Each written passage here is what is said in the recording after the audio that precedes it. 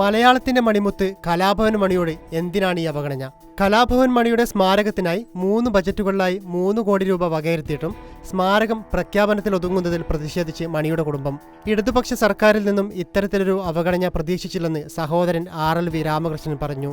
നിരന്തരമായി പ്രതിഷേധിക്കുന്ന കുടുംബം എന്ന ചീത്തപ്പേര് ഇനിയുണ്ടാക്കാൻ ആഗ്രഹമില്ല.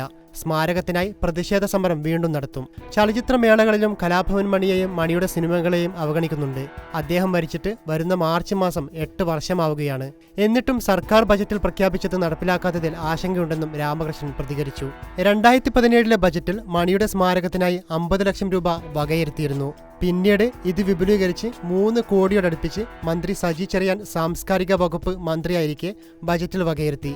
അതിനുശേഷം അദ്ദേഹം ചാലക്കുടി സന്ദർശിക്കാനെത്തിയപ്പോഴാണ് കലാഭവൻ മണിയുടെ ഒരു പ്രതിമയുള്ള സ്മാരകം എന്നതിൽ ഒതുക്കാതെ ഫോക്ലോറുമായി ബന്ധപ്പെട്ട് പഠിക്കുന്നവർക്ക്, ഭാവി കലാകാരന്മാർക്ക് വേണ്ടി കൂടിയുള്ള സ്മാരകമാണ് വിഭാവനം ചെയ്തത്. അതിൽ സന്തോഷമുണ്ടായിരുന്നു. എന്നാൽ സർക്കാർ തന്നെ പ്രഖ്യാപിച്ച ഒന്നായിട്ടും അത് യാഥാർത്ഥ്യമാവാതിരിക്കുകയാണ്. ഇതിനെതിരെ പ്രതിഷേധമൊക്കെ നടത്തിയിരുന്നു.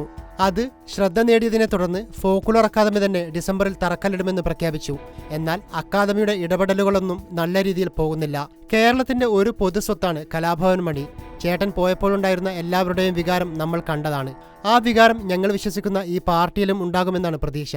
RLV രാമകൃഷ്ണൻ കൂട്ടിച്ചേർത്തു.